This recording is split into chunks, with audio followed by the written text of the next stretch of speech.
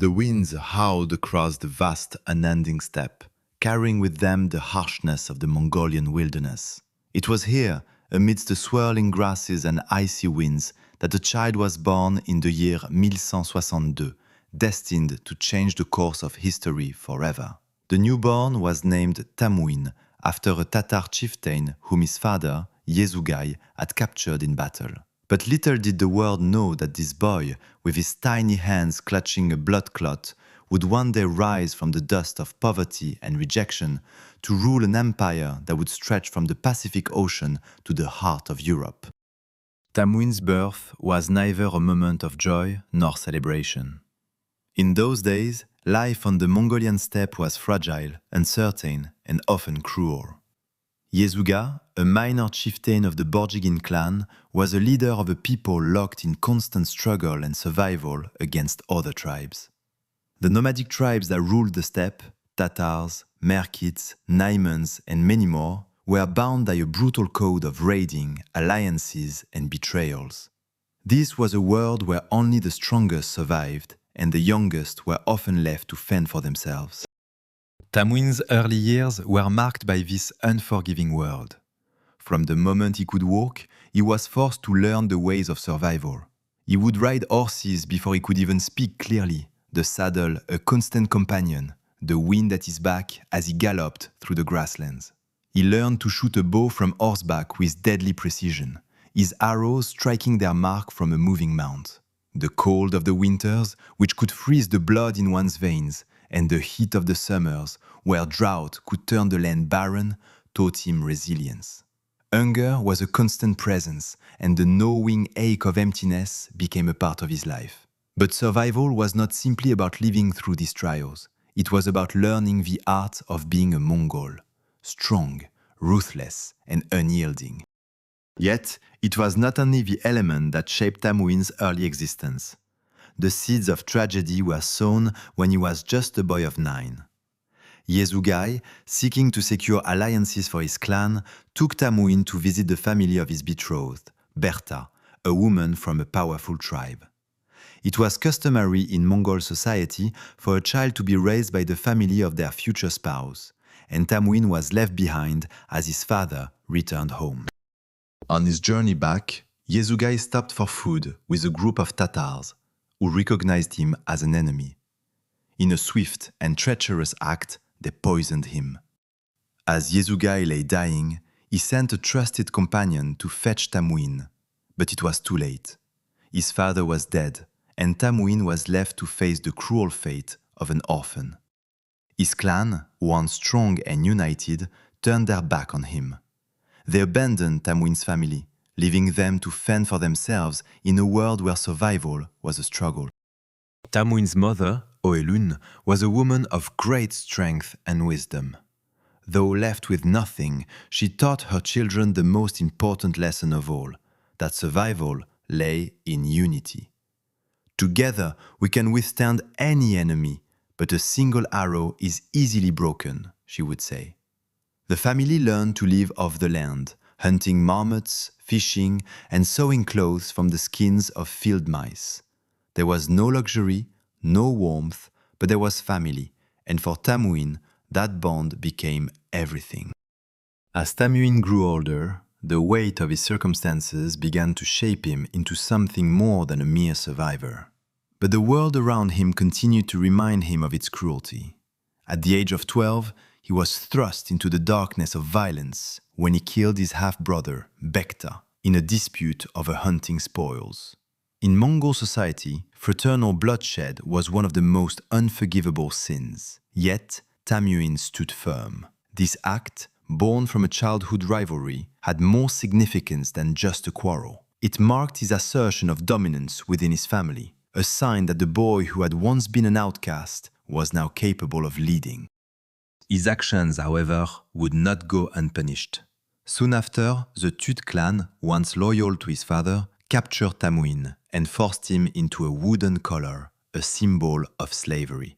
He was displayed as a curiosity, a captive paraded from yurt to yurt. For days, Tamuin was subjected to humiliation, a mere object for the amusement of his captors. But it was in these dark moments that the seed of defiance was planted in his heart. One night, as his guards celebrated with drink and song, Tamuin seized his chance. With a strength born of desperation, he smashed the wooden collar against a rock, freeing himself. His escape was a moment of triumph, but the cost was steep. A Tude warrior, spotting him as he hid in the shallows of a river, chose to let him go. It was an inexplicable act of mercy, one that Tamuin would never forget. The warrior's decision would come to symbolize the complex nature of mercy and cruelty that would later guide Tamuin's own leadership. Now free, Tamuin returned to his family, and with his mother's guidance, began to seek out allies.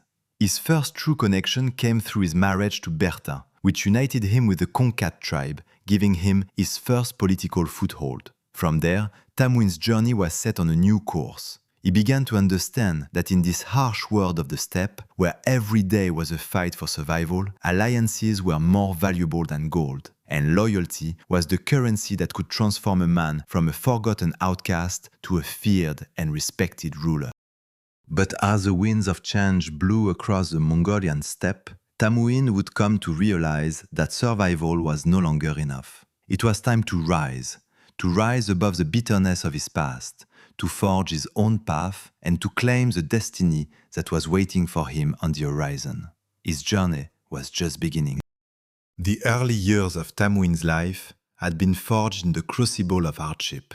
His body, lean and hardened by days spent roaming the vast steppes, carried the scars of survival. But in his eyes burned a fire that no one could extinguish, a relentless drive for more than mere existence.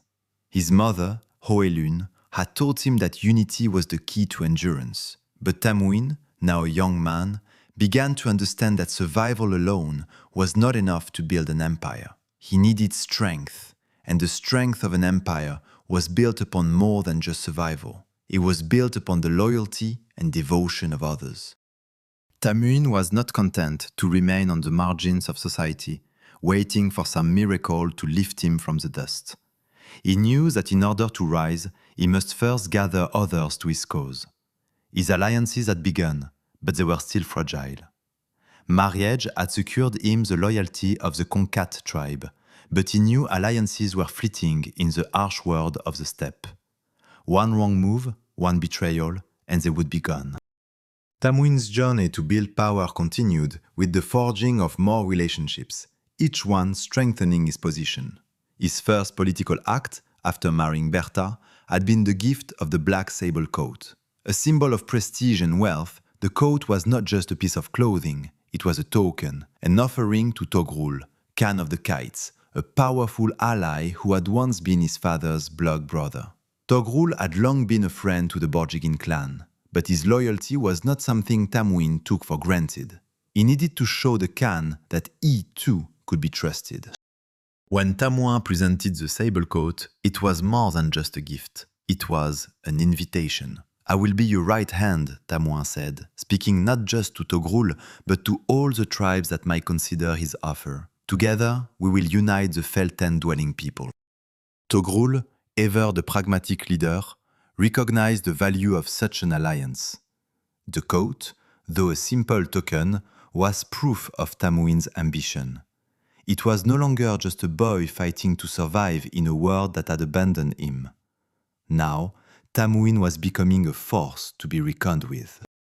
With Togrul's support, Tamuin set his sights on the Merkits, an ancient enemy of his family. The Merkits had once kidnapped his mother and held her captive, a bitter memory that still festered in Tamuin's heart. He had not forgotten the humiliation of his mother, the way she had been dragged away by their enemies, while he, a mere child, had been helpless. Tamuin had sworn that one day he would make them pay. Now, the time had come to collect.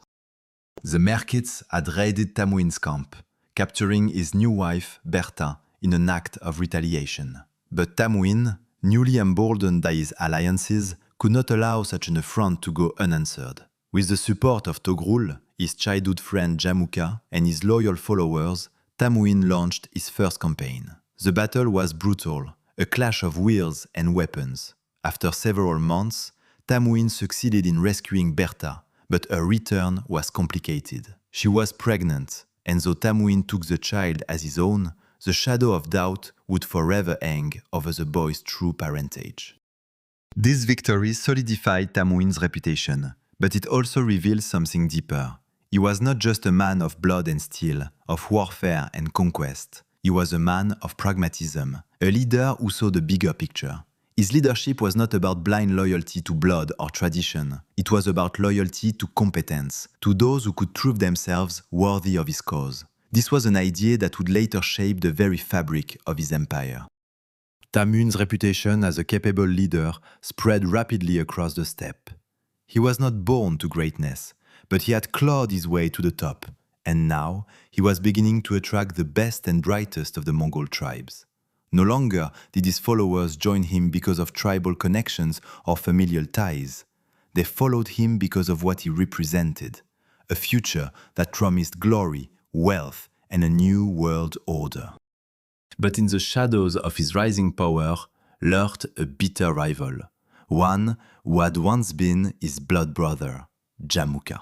Their relationship had been built on shared childhood memories and bonds of loyalty, but that bond was now fraying.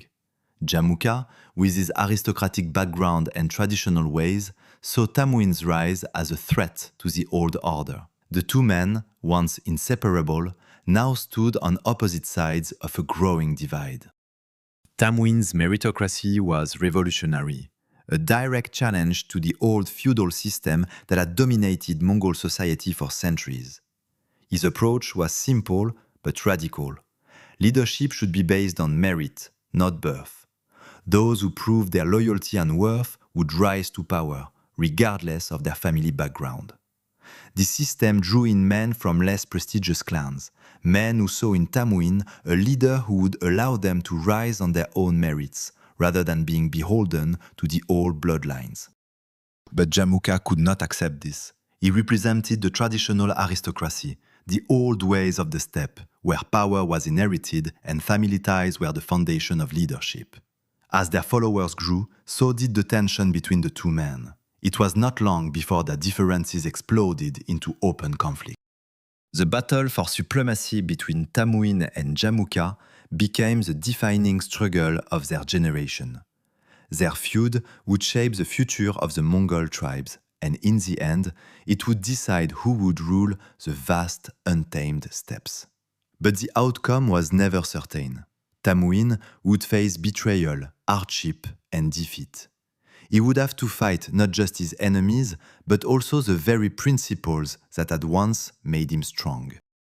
Yet through it all, Tamuin's determination never wavered. He understood that power was not given, it was seized. And he would stop at nothing to claim what he believed was his by right: the leadership of the Mongol tribes, the unification of the steppe, and the destiny of an empire that would stretch across the world. As he rode across the plains, Tamuin could feel the weight of history pressing on his shoulders. He was no longer just a boy abandoned by his clan. He was Tamuin of the Borjigin, the Khan in waiting, and the winds of fate were about to carry him into the history books. The air was thick with tension as Tamuin, now firmly entrenched in his role as leader of a growing confederation, found himself at a crossroads. His path to power had been forged in bloodshed, alliances, and brutal retribution. But it was not merely the enemies on the battlefield that posed the greatest threat to his ambitions. It was the shifting allegiances within his own camp, the fissures that had begun to form in his relationships with those closest to him. The defining moment in Tamuin's rise came when he was 12 years old, in a tragic, irreversible act. The dispute began over hunting spoils, seemingly a trivial matter for the hardened tribes of the Mongolian steppe. Yet, in Tamuin's world, where every dispute held the potential for mortal consequences, this disagreement would be the first to reveal the cost of leadership. Tamuin had killed his half-brother, Berta, in what many would have seen as a rash outburst. In the harsh Mongol culture, fratricide was one of the most unforgivable sins, a stain that would remain on his reputation forever. Yet, to Tamuin, it was a necessary step, a symbolic declaration of dominance within the family, one that affirmed his ability to lead. The deep wound of bloodshed would mark him for life, as would the complex emotions of guilt and necessity that would follow. The weight of this sin hung heavily on Tamuin's conscience. He had, after all, killed his own blood, a brother, for a reason far more personal than tribal justice. His heart longed to be free from the ties that bound him to the bloodline of his ancestors. But in the harsh realities of steppe politics, there was no room for softness, no room for the luxury of second-guessing. This bitter chapter in his youth was followed by another betrayal, one that would change the course of his life forever. The Tute clan, once loyal to his father, had turned their back on Tamuin. They had seized him and imprisoned him in a wooden collar, a humiliating symbol of slavery. He was paraded from yurt to yurt, an object of mockery and ridicule. The people who once bowed to his father now saw Tamuin as nothing more than a plaything of fate, an outcast undeserving of the family name. Yet, even in the darkness of captivity, Tamuin's spirit never broke. In the dead of night, as his captors celebrated their apparent victory, Tamuin saw an opportunity. It was a fleeting moment, a chance he would never let slip by. With incredible force, he smashed the wooden collar against a rock, shattering the symbol of his subjugation. His hands, still raw from the harsh treatment, shook as he fled into the wild darkness of the steppe, the weight of his escape filling him with a newfound sense of purpose. It was not long before his captors realized he had escaped, and a Tute warrior, seeing him hiding in the shallows of a river, spotted him. But rather than deliver the fatal blow, the warrior inexplicably chose to let Tamuin live. This mysterious act of mercy would be one of the defining moments in Tamuin's life.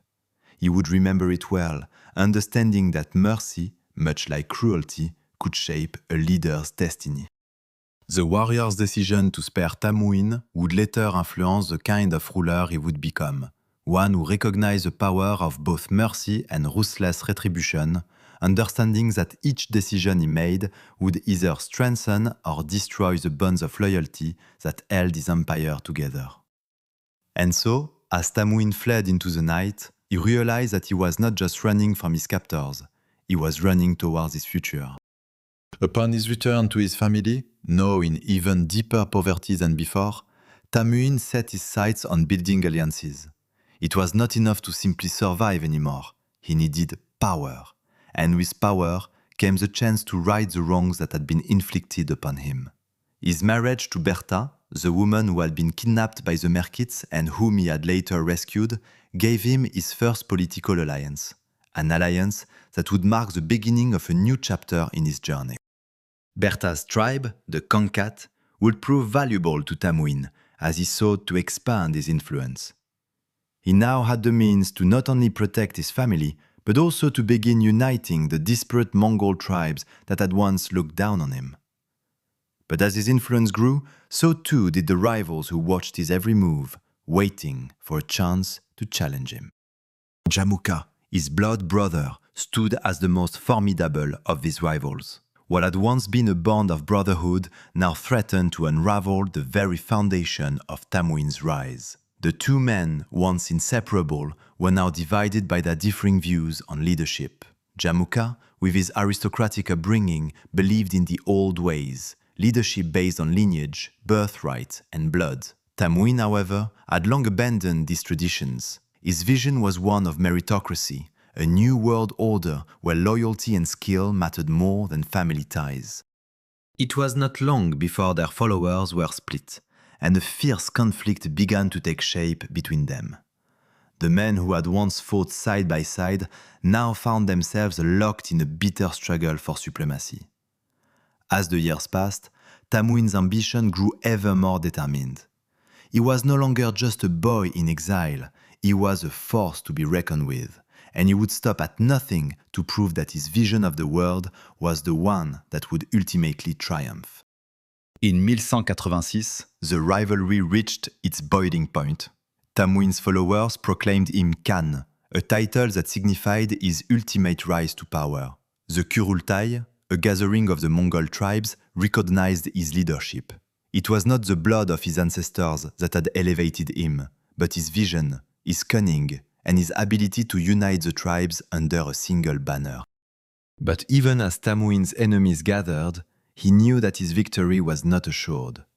There were still many battles to be fought, many alliances to be made, and countless obstacles to overcome. Yet, as the winds swept across the steppe, Tamuin could feel the weight of his destiny pressing down upon him. He had come so far, and the world was now watching. The winds of change were shifting across the Mongolian steppe, and Tamuin knew the time for petty disputes and personal vendettas was drawing to a close. His journey was no longer just about survival or revenge. It was about something far greater. It was about uniting the disparate tribes of the Mongol world under a single banner, forging an empire that would echo through the ages. Tamuin's path to power was not one of spontaneous conquest. It was a deliberate and calculated climb, each alliance, each victory, and each act of diplomacy serving as the foundation for his future empire. He had long understood that to rule the steppe, he needed not only to wield the sword, but to master the art of politics. He needed allies, strong, reliable allies, and he set about building a network of supporters who would follow him through thick and thin. His marriage to Berta, the woman he had rescued from the Merkits, was more than a union of two people. It was a political maneuver that solidified his first true alliance. Berta's tribe, the Conquérants, was a powerful and influential clan, and her marriage to Tamuin brought him the backing of her people. But Tamuin knew that no alliance could stand alone. He needed more. And so, he began to seek out others who could offer him the power and support he required. The black sable coat he had gifted to Togrul, Khan of the Kites, was the first key move in his rise to power. The coat was not merely a luxury or a symbol of wealth. It was a message, a symbol of respect and alliance. Togrul had been his father's blood brother, and his support would be invaluable in Tamuin's quest for dominance. In exchange for the coat, Togrul swore his loyalty to Tamuin, offering the young leader his support in uniting the Mongol tribes. This alliance with Togrul would prove pivotal, for in the harsh world of the steppe, loyalty meant everything, and with loyalty came power. Tamuin's ability to make and keep alliances set him apart from the traditional Mongol chieftains, who relied on bloodlines and family ties to secure their leadership. For Tamuin, power was not something inherited, it was something earned. His merit-based approach was revolutionary. He had learned early that strength came not from the ties of birth, but from the bonds of loyalty and competence. The men who followed him did not do so because they were bound by family or tradition. They followed him because they believed in him.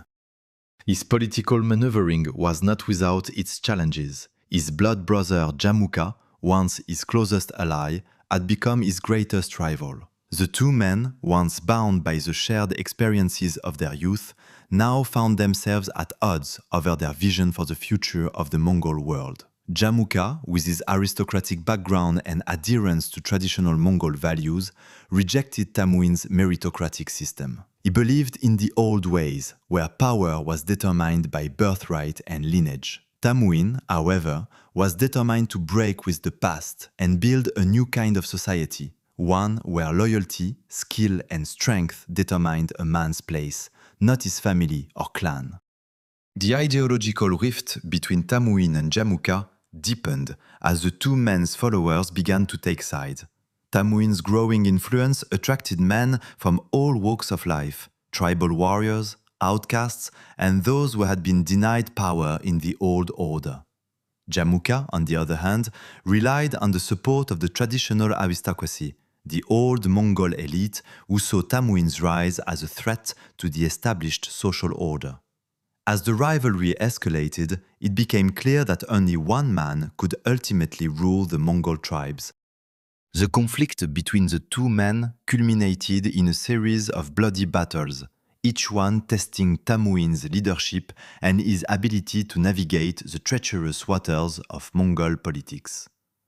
The battle had 13 sides, where Tamuin faced Jamukha's forces in a decisive confrontation, was a pivotal moment in the conflict. Though Tamuin's army was smaller, his tactics and leadership shone through. He did not make the mistake of making a stand in a losing battle. Instead, he chose to retreat and regroup, understanding that a single defeat would not end the war. His ability to learn from failure, to grow stronger after every setback, was one of the qualities that set him apart from other leaders. In the aftermath of 13 sides, Tamuin did not rest on his laurels. He continued to build his alliances, each one adding strength to his cause.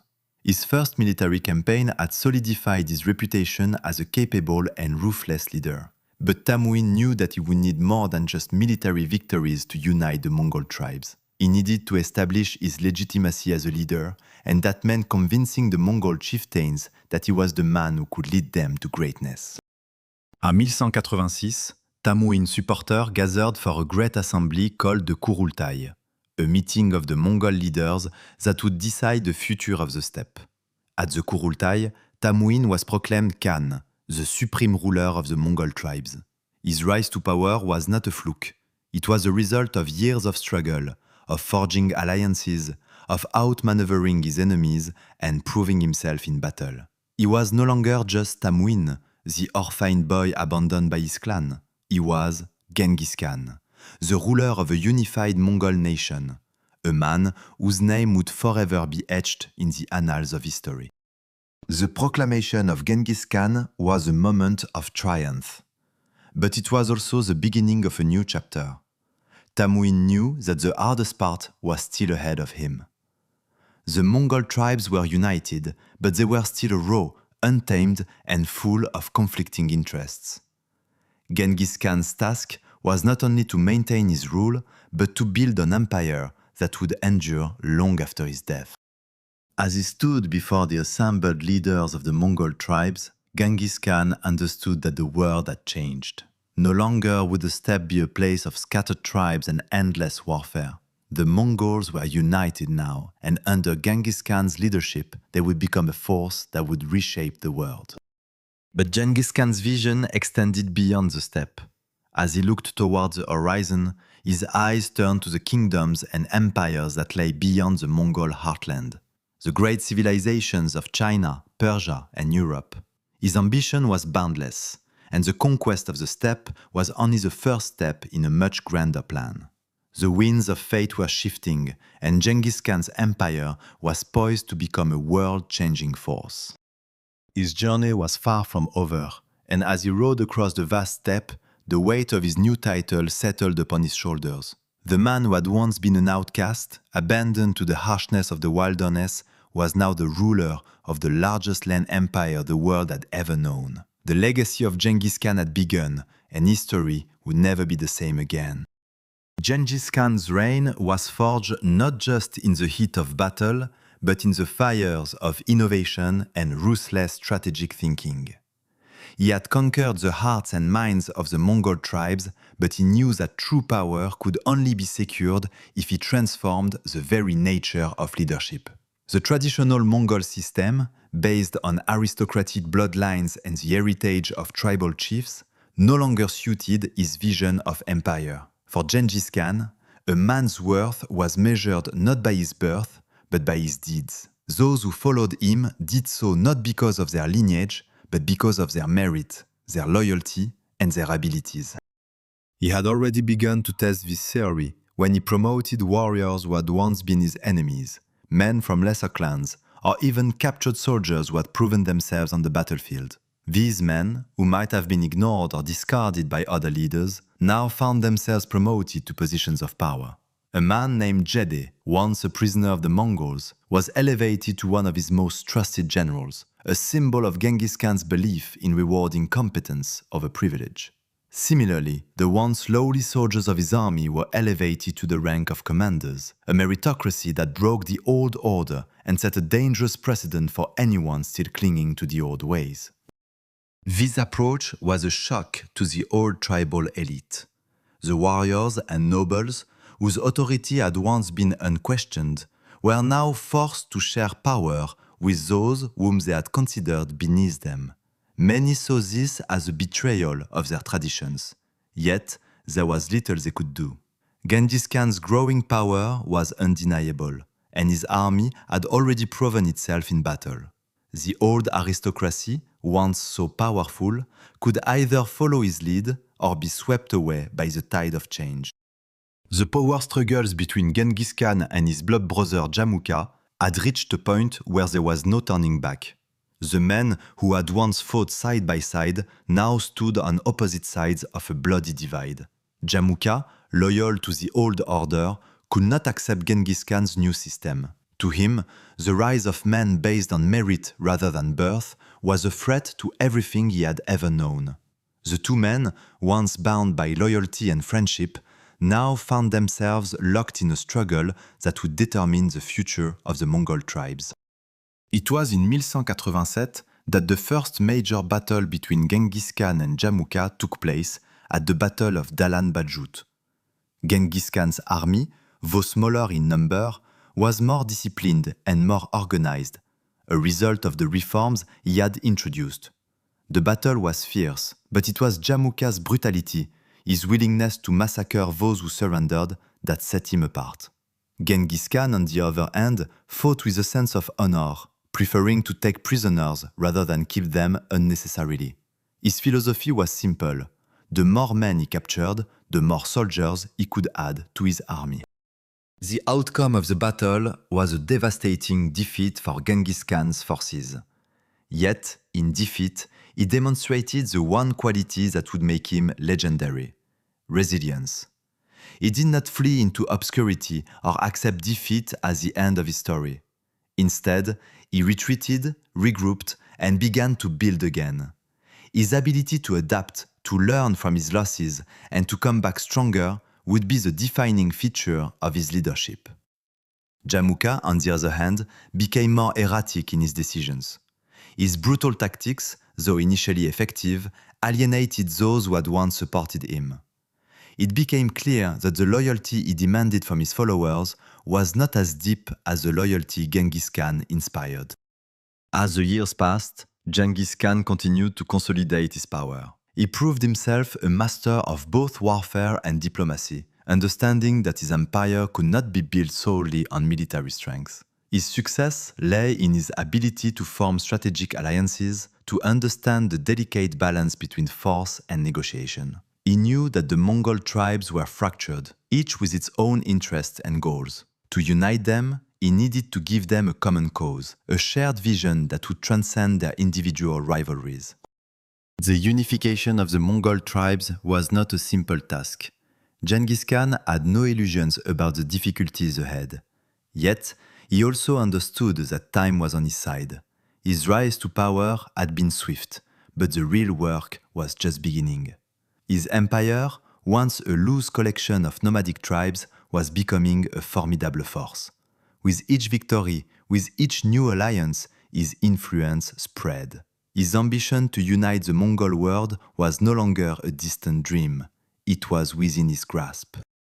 In 1189, at another great gathering of the Mongol tribes, the Kurultai, Genghis Khan was once again proclaimed Khan. This time, however, the declaration was not made out of necessity. It was made out of recognition. The Mongol leaders, once skeptical of Genghis Khan's ability to rule, now saw him as their rightful leader. The tribes had come to understand that under Genghis Khan's leadership, they could not only survive, but thrive. His system of merit, his ability to unite, and his innovative military strategies had proven to be the path forward. The old ways had been swept aside, and in their place stood a new order, an order built on loyalty, unity, and strength. At the height of his power, Genghis Khan was more than just a conqueror. He was a visionary. He recognized that the Mongol tribes were not just a collection of warring factions. They were a people, capable of greatness, if only they could be united. His vision was not limited to the steppe, it was global. He saw a world in which the Mongol Empire could serve as a bridge between East and West, a force that would reshape the course of history. But to achieve this, he would have to do more than unite the tribes. He would have to conquer the known world. The first steps towards this vision were already in motion. With the tribes unified under his banner, Genghis Khan turned his gaze outward, beyond the borders of Mongolia. He knew that to secure his place in history, he would have to face the greatest challenges of his life. The Middle Kingdom of China, the Muslim empires of the West, and the distant kingdoms of Europe all lay in his path. But Genghis Khan was undeterred. His ambitions were as vast as the steppe itself, and nothing, not even the might of the great empires, would stop him. As he stood before his assembled leaders, Genghis Khan understood that the road ahead would be long and fraught with peril. But he also understood that he was no longer just a boy, abandoned by his clan and left to starve. He was Genghis Khan, the leader of the Mongol tribes, the ruler of the steppe, and the man who would shape the future of the world. With the tribes united under his rule, Genghis Khan turned his eyes to the horizon, his mind focused on the conquest that lay ahead. The first of his many campaigns was about to begin, and the world would never be the same again. Genghis Khan had conquered the steppe, and with it, the loyalty of the Mongol tribes. But now, as the dust settled over the vast, windswept plains, the true test of his power began. He had forged an empire from the broken fragments of his fractured people, but the greatest battle was not against foreign enemies or rival clans. It was against the very men who had helped him rise to power. Jamukha, his blood brother, his closest ally and bitterest rival, was no longer content to sit at the table of Mongol leadership. For Jamukha, Genghis Khan's rise represented not just a break with tradition, it was a personal betrayal. For years, the two men had fought side by side, bound by shared experiences and a deep sense of brotherhood.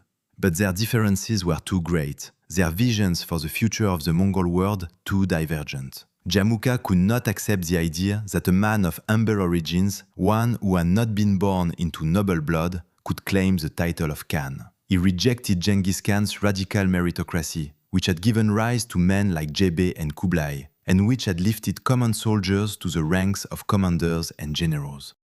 Jamukha's allegiance to the old ways, the tribal aristocracy, the sanctity of bloodlines, was unwavering. In his eyes, Genghis Khan had shattered the ancient order, and he could not allow this upstart to rule unchallenged. The two men, once inseparable, now stood at opposite ends of a bitter conflict that would define the future of the Mongol Empire. The tension between the two men had been building for years, but it was not until 1189, at the Great Assembly of the Kurultai, that their rivalry reached its boiling point. The Kurultai was meant to be a celebration of Genghis Khan's unity, the formal acknowledgement of his authority over the Mongol tribes. Yet, as the meeting unfolded, it became clear that Jamukha had no intention of honoring the new order. The support of the aristocracy, of the old Mongol elite, was slipping away from Genghis Khan. His merit-based rule had begun to divide the tribes, fracturing the once solid loyalties that had bound the Mongols together.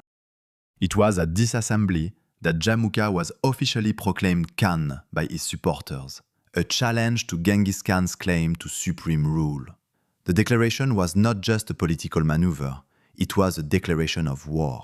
The stage was set for the inevitable clash between the two men, a battle that would determine who would rule the steppe and shape the future of the Mongol Empire.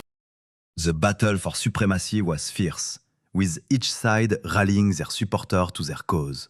Genghis Khan, though outnumbered, relied on his army's discipline, innovation, and the loyalty of his men. Jamukha, on the other hand, fought with the brutal tactics of the old Mongol aristocracy, using terror and ruthlessness to strike fear into the hearts of his enemies. The clash between the two sides was not just a physical battle, it was a clash of ideologies, a battle between the old world and the new. At the Battle of Dalan Baljut in 1187, Genghis Khan's forces, though smaller and less experienced, fought with a precision and unity that stunned their opponents. Genghis Khan's tactics, though unconventional, were devastating. He did not rely solely on brute force. Instead, he used his superior knowledge of the land and his ability to outmaneuver his enemies to strike at their weaknesses.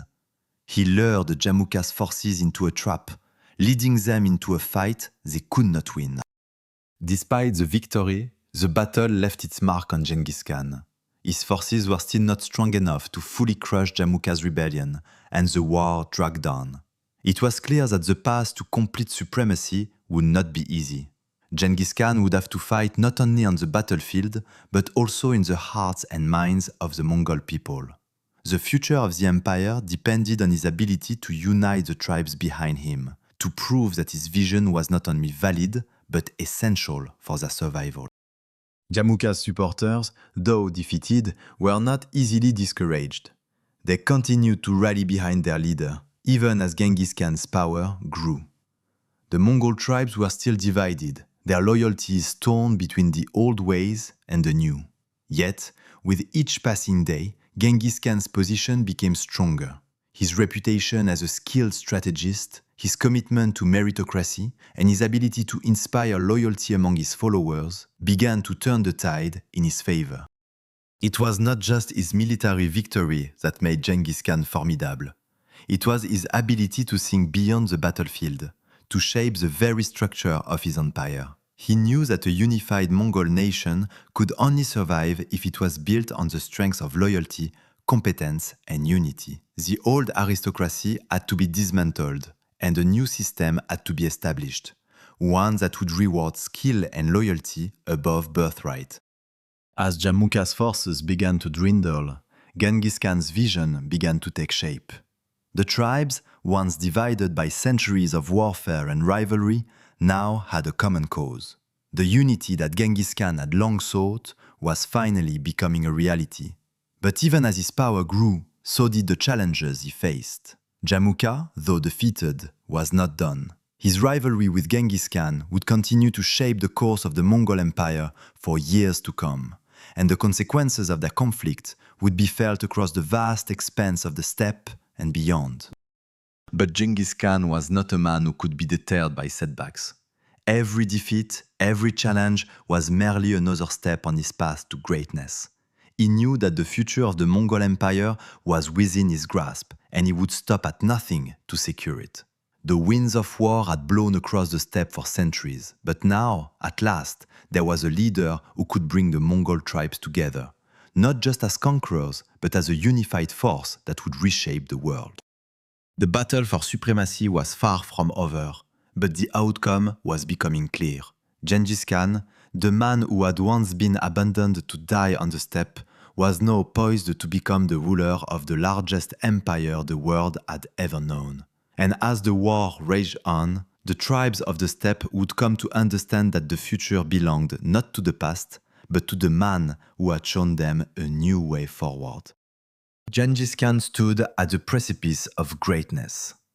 The road to power had been long and fraught with danger, but now, as he gazed upon the vast Mongolian steppe, he understood that his empire had finally begun to take shape. The Mongol tribes, once fragmented by centuries of bloodshed and betrayal, were now united under his rule. His vision of a meritocratic society where loyalty and competence ruled over birthright and privilege had begun to take root. Yet, he knew that to transform this fragile unity into a true empire, he would have to go beyond mere conquest and politics.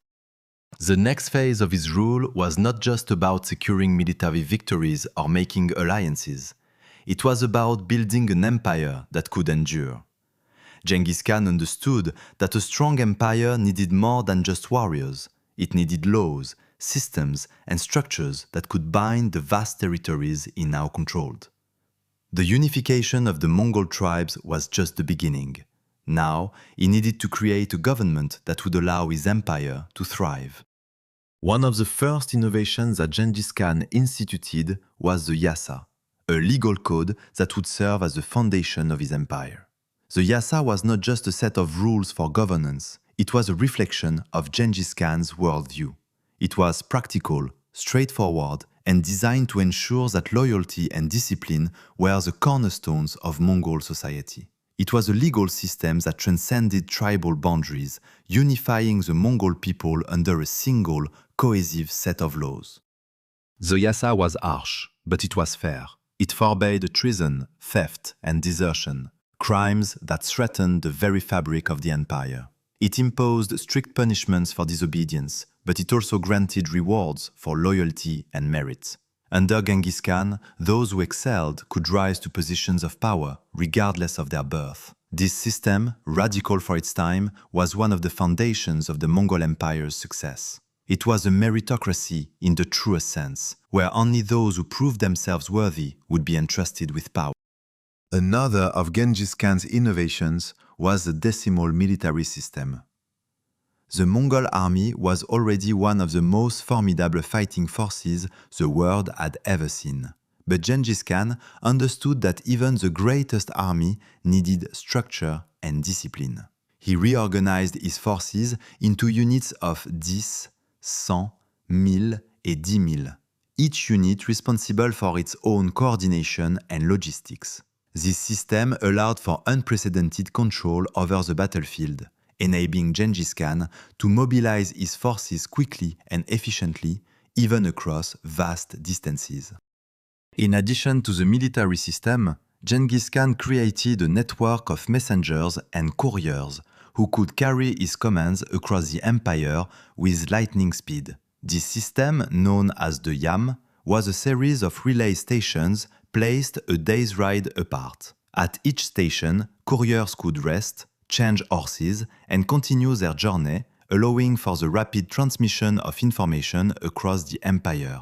The yam was essential not only for military operations, but for the administration of Genghis Khan's vast empire. It allowed him to maintain control over the farthest reaches of his realm, ensuring that his orders were followed without question.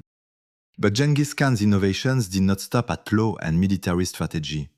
He understood that to build a truly great empire, he needed to create a culture of inclusivity and tolerance. In a world that was often divided by religion, ethnicity, and culture, Genghis Khan took a radically different approach. He did not force his people to adopt one religion or one way of life. Instead, he practiced religious tolerance, allowing his subjects to follow their own beliefs without fear of persecution. This policy of tolerance extended to all faiths: Buddhism, Christianity, Islam, and even traditional Mongol shamanism were respected and protected under Genghis Khan's rule. He understood that by respecting the diverse cultures and religions of his subjects, he could create a sense of unity and stability within his empire. His empire, as it grew, became a melting pot of ideas, customs, and beliefs, a rare achievement in an era where conquest often meant forced assimilation. Another important aspect of Genghis Khan's rule was his approach to administration. While the Mongols were traditionally a nomadic people, Genghis Khan recognized that a settled empire required a more complex system of governance. He established a rudimentary bureaucracy to handle the day-to-day affairs of the empire, with appointed officials overseeing the collection of taxes, the maintenance of roads, and the management of trade. He even created a postal system, which allowed for efficient communication and the smooth flow of information between the various regions of his empire. Perhaps the most radical aspect of Genghis Khan's leadership was his decision to dismantle the traditional tribal aristocracy. In the old Mongol order, power was concentrated in the hands of the aristocracy, the noble families that had controlled the tribes for generations. But Genghis Khan knew that such a system was not sustainable. He ordered the execution or marginalization of many of the sons of defeated chiefs, replacing them with loyal followers who owed their positions not to their family lineage, but to their service to him. The loyalty of this new elite was paramount. They were not born by blood, but by their allegiance to Genghis Khan and the Mongol state. This shift in power created a new class of warriors and administrators, men who were deeply committed to the success of the empire and who saw their own futures tied to its stability. Genghis Khan's personal guard, the Keshig, was made up of men who had proven their loyalty to him and his cause. These men would go on to become some of his most trusted generals and administrators, helping to shape the future of the Mongol Empire. Under Genghis Khan's leadership, the Mongol Empire became a model of efficiency and discipline. It was a place where power was earned, not inherited, where loyalty was rewarded, not demanded, and where merit was the key to advancement. His system of government, his legal reforms, and his military strategies laid the foundation for one of the largest and most enduring empires the world had ever seen. But even as Genghis Khan's empire grew, he knew that his vision could not be limited to the steppe. He understood that to leave a lasting legacy, he would have to look beyond the borders of Mongolia. The great civilizations of the world, China, Persia, and Europe, lay before him, and Genghis Khan knew that his destiny was not to rule the steppe alone. He was destined to reshape the world itself. Genghis Khan's vision of empire had always extended beyond the windswept steppes of Mongolia. The Mongol tribes, once scattered and fractured, were now united under his rule. But Genghis Khan knew that to secure his place in history and to leave a legacy that would endure, his empire needed to spread. The vast territories of China, Persia, and Europe beckoned, each with its wealth, culture, and military might. But Genghis Khan was not one to shy away from challenge. To him, these distant lands were not obstacles, but opportunities. In 1211, he set his sights on the Jin dynasty of northern China. The Jin had long been a thorn in the side of the Mongols, and their control over the northern Chinese heartland was an affront to Genghis Khan's ambitions. The conquest of China was not a decision he made lightly. It would require his finest military strategies, his greatest generals, and an unwavering commitment to victory. The Mongol army, although fearsome, was not equipped for the sieging of walled cities, a task that had traditionally been the realm of heavily fortified armies. Yet, Genghis Khan's genius lay not just in his ability to command, but in his ability to adapt. He brought together the best siege engineers, Chinese and Persian experts, who could construct the machines necessary for a prolonged siege. The Mongols, under Genghis Khan, became masters of siege warfare, using innovative tactics such as the feigned retreat, a deception that would draw enemy forces out of their fortifications, only to be surrounded and destroyed. The Mongols, renowned for their cavalry and mobility, adapted their strategies to incorporate siege warfare, blending their traditional methods with new technologies. In 1215, after a lengthy siege, the Mongols captured the Jin capital, Yanjing, modern-day Beijing, marking a significant victory in their campaign to dominate China. This victory was a symbol not only of military prowess, but of Genghis Khan's willingness to innovate and bend the established rules of warfare to his will. But China was just the beginning. Genghis Khan's ambitions stretched far beyond the Middle Kingdom. In 1218, he turned his attention westward to the Khwarezm Empire, a vast Muslim state that spanned much of Central Asia and Persia. The conflict between the Mongols and the Khwarezmian Empire began with a diplomatic incident that would set the stage for one of Genghis Khan's most brutal campaigns. A caravan of Mongol merchants had been sent to the city of Otrar in Khwarezm, where the governor, suspecting them of espionage, seized and executed the Mongols. Genghis Khan, ever the pragmatist, sent emissaries to the Shah of Khwarezm, offering compensation for the loss of his men and requesting that the governor responsible be punished. The Shah, insulted by the suggestion that he should apologize for the actions of his governor, responded by executing the Mongol envoys. This breach of diplomatic protocol was an unforgivable act in the eyes of Genghis Khan. He declared war on the Khwarezmian Empire, and what followed was one of the most brutal and devastating campaigns in world history. Genghis Khan's forces swept through the Khwarezmian Empire with a ferocity that left entire cities in ruins. The Mongols employed psychological warfare, using their reputation for destruction and terror to force cities to surrender without a fight. Those who resisted faced annihilation. The city of Bukhara fell in 1220, and the Mongols decimated it, killing nearly every man, woman, and child. At Samarkand, another of the great cities of the Khwarezmian Empire, the Mongols employed siege tactics that had never been seen before. The city fell after a brutal siege that lasted months, with Genghis Khan's engineers constructing massive siege machines that overwhelmed the city's defenses. When the city finally surrendered, Genghis Khan ordered its complete destruction, ensuring that the Khwarezmian Empire would never rise again. The conquest of the Khwarezmian Empire was not just a military victory. It was a testament to Genghis Khan's strategic genius. His ability to combine traditional Mongol tactics with new technologies and psychological warfare made him a master of both the battlefield and the mind. His armies moved with lightning speed, striking without warning, overwhelming their enemies before they had a chance to react. As the Khwarezmian Empire crumbled under the Mongol onslaught, Genghis Khan's empire continued to expand. By the time of his death in 1227, the Mongol Empire spanned from the Pacific Ocean to the Caspian Sea. It was the largest contiguous land empire the world had ever seen. But Genghis Khan's empire was not just a conquest of land, it was a conquest of the very idea of empire itself. The Mongol Empire was not based on the traditional concepts of kingship or territorial rule.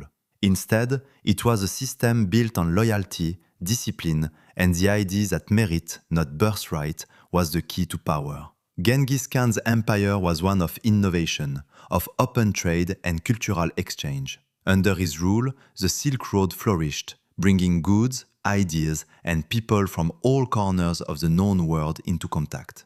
The Mongol Empire became a center of commerce, diplomacy, and learning. But even as his empire grew, Genghis Khan understood that power was fleeting. He knew that his death would create a vacuum of authority, and the empire he had built was fragile. It was for this reason that he worked tirelessly to ensure that his sons and grandsons would continue his legacy. He appointed his sons, particularly Jebe and Kublai, to govern the vast territories of his empire, ensuring that the Mongol dynasty would live on through his heirs. Despite the empire's strength, Genghis Khan understood the limitations of power. He knew that his empire could only endure if it remained unified under strong leadership. As the empire expanded, however, it became increasingly difficult to maintain control over such a vast territory. Genghis Khan's successors would face challenges in holding together the disparate parts of the empire. And while the Mongol Empire would continue to thrive for several decades, the unity Genghis Khan had forged would eventually splinter. Yet, as he lay dying, in 1227, Genghis Khan could look upon the empire he had created with pride.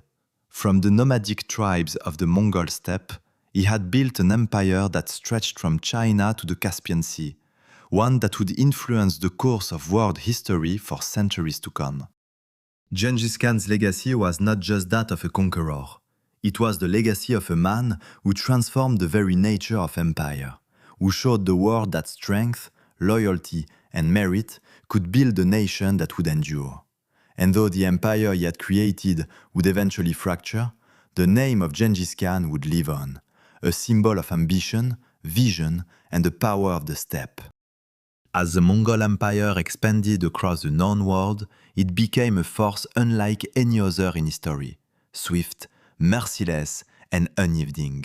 Under Genghis Khan's leadership, the Mongols had demonstrated that there were no boundaries to their ambition. His wrath was legendary, and those who stood in his way learned quickly that there were no second chances.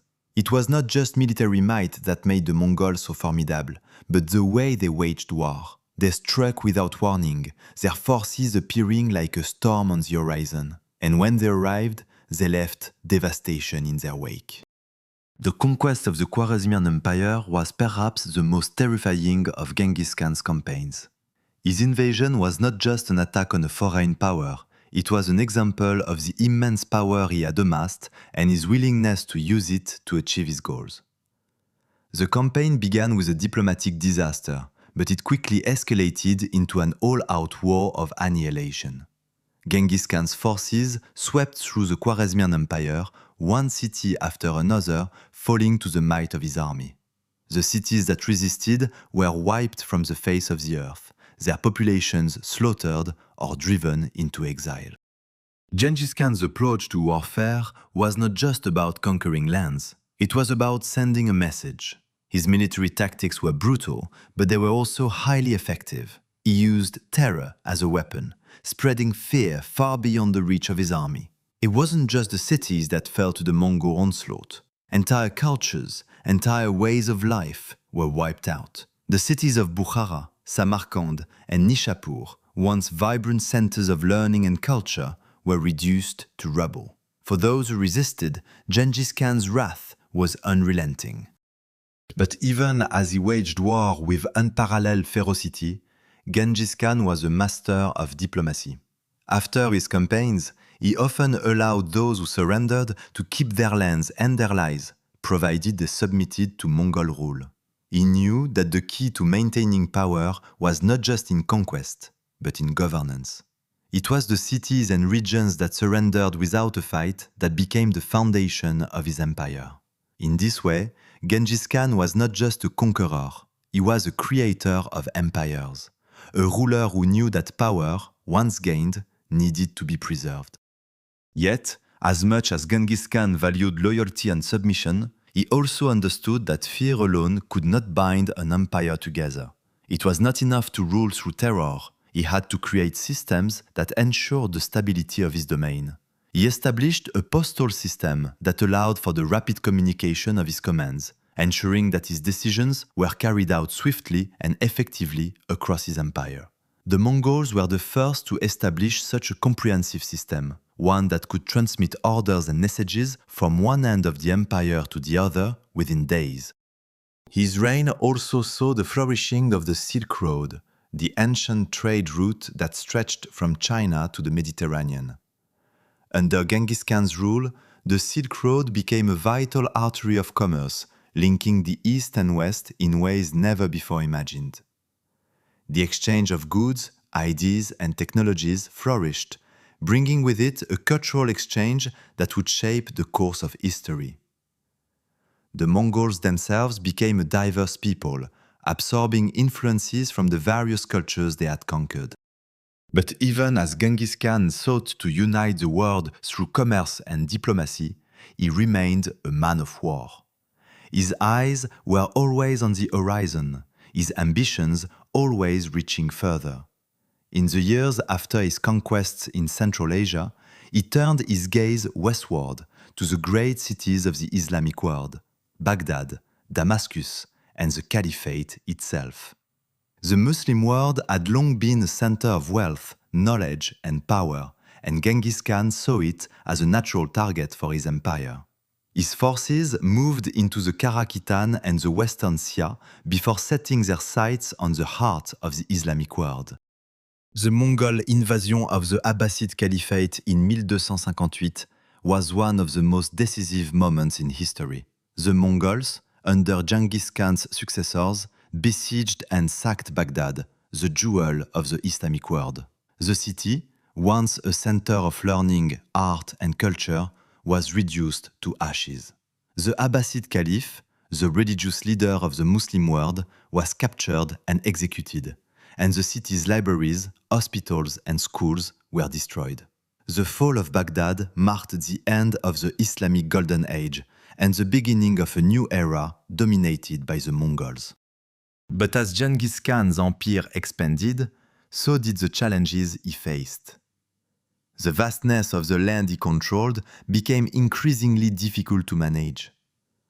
The Mongol Empire, once a unified force under Genghis Khan, began to fracture after his death.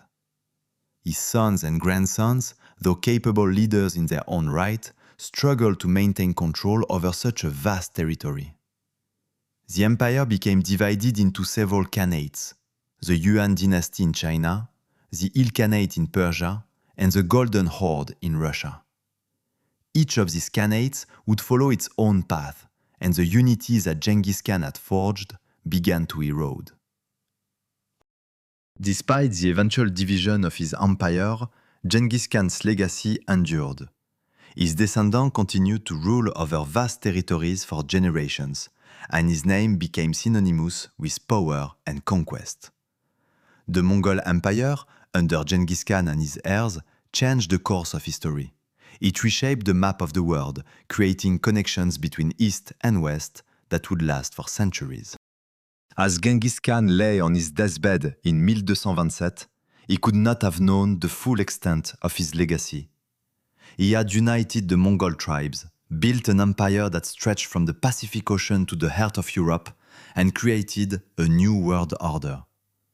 But even in death, his influence would continue to be felt across the globe.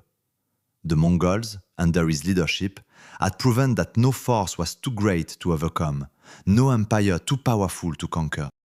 Genghis Khan was not merely a conqueror, he was a revolutionary, a man who changed the very nature of empire building. His legacy, born from the harsh steppes of Mongolia, would echo through the centuries, shaping the world in ways that few could have imagined. Genghis Khan's death in 1227 marked the end of an era, but it also heralded the beginning of something far greater than even he could have imagined. As his sons and grandsons took the reins of the vast Mongol Empire, his influence rippled through history, altering the course of civilizations across the globe. Although his empire would eventually fragment into several khanates, his legacy endured, a testament to the power of vision, will, and innovation. Under Genghis Khan's leadership, the Mongol Empire had grown to become the largest contiguous land empire the world had ever seen. Spanning from the Pacific Ocean to the Caspian Sea, from the Karakum Desert to the borders of Eastern Europe, his empire was a towering colossus. The empire was not just a product of military conquest. It was a creation built upon ideas of governance, merit, and connectivity that transcended the tribal traditions that had once defined the steppe. Despite the division of the empire after his death, the sheer scale of his accomplishments remained. The Yuan dynasty in China, established by his grandson Kublai Khan, continued to thrive and expand the legacy of Mongol rule in East Asia. The Ilkhanate in Persia, founded by his grandson Hulagu Khan, controlled much of the Middle East and played a significant role in the region's political and economic development. Meanwhile, the Golden Horde in Russia, under the leadership of Batu Khan, maintained Mongol rule over vast swathes of Eastern Europe, shaping the geopolitical landscape for centuries. Even after the fragmentation of the empire, the influence of Genghis Khan's empire was still felt across the globe. The Silk Road, under Mongol control, became more active than ever, facilitating the exchange of goods, culture, and ideas between the East and the West. The Mongol Empire acted as a conduit for trade and communication, linking Europe, Asia, and the Middle East in ways that had not been possible before. The Pax Mongolica, or Mongol peace, allowed for the safe passage of merchants, diplomats, and travelers across the empire, resulting in a golden age of trade, cultural exchange, and intellectual development. Perhaps one of the most significant elements of Genghis Khan's legacy was his system of governance, a system based on merit rather than noble birth. This was a radical departure from the feudal systems of Europe and the entrenched aristocracies of the Islamic world and China. Under Genghis Khan, men were promoted based on their abilities and loyalty, not their family lineage. His military reforms, which included the use of a decimal system for organizing his army and the incorporation of innovative siege tactics, transformed the way wars were fought across the world. His respect for religious tolerance also set him apart from many other conquerors of his time, allowing for a diversity of faiths to flourish under Mongol rule. In the years after his death, the Mongol Empire continued to influence global history, even as it slowly splintered. Genghis Khan's descendants ruled vast portions of Asia and Europe, and his influence can be seen in the rise of new political structures, the spread of technology, and the movement of people across continents. His empire fostered an environment of exchange. Ideas, scientific knowledge, and inventions spread across borders, contributing to the development of Renaissance Europe and the growth of trade routes that span the globe. But Genghis Khan's true legacy may lie in the way he shaped the perception of power itself. His life was a testament to the idea that greatness could be achieved through strength of character, innovation, and the ability to unify disparate people under a single cause. Genghis Khan's ability to turn the Mongol tribes, once a fragmented, warring collection of clans, into a single unified empire is a feat unmatched in history. He understood that leadership was not about bloodlines or inherited status. It was about vision, determination, and the ability to inspire others. Though the empire fractured after his death, the political and social systems he put in place continued to influence the regions he conquered. His descendants continued to build upon his foundation, keeping his vision alive. But more than that, his empire left an indelible mark on the world, one that would shape global politics, economics, and culture for centuries to come. Even today, the name Genghis Khan is synonymous with power and ambition. He is remembered not only as a conqueror, but as a creator of worlds. His empire, vast and all-encompassing, reshaped the boundaries of human civilization, leaving behind a legacy that was both feared and respected across the globe. As centuries passed, historians and scholars would continue to debate his methods, his brutality, and his unrelenting pursuit of power. Some would see him as a ruthless tyrant, while others would view him as a visionary who forged a new world order. In the end, Genghis Khan's true greatness lies not just in the lands he conquered, but in the ways in which he changed the course of human history. He was a man who dared to dream of a world united, and in the end, his dreams would become reality, stretching across continents and cultures. In the silent winds of the Mongolian steppe, where his journey began, the spirit of Genghis Khan still lingers, a reminder of the power of ambition, the strength of vision, and the unrelenting will to conquer the world.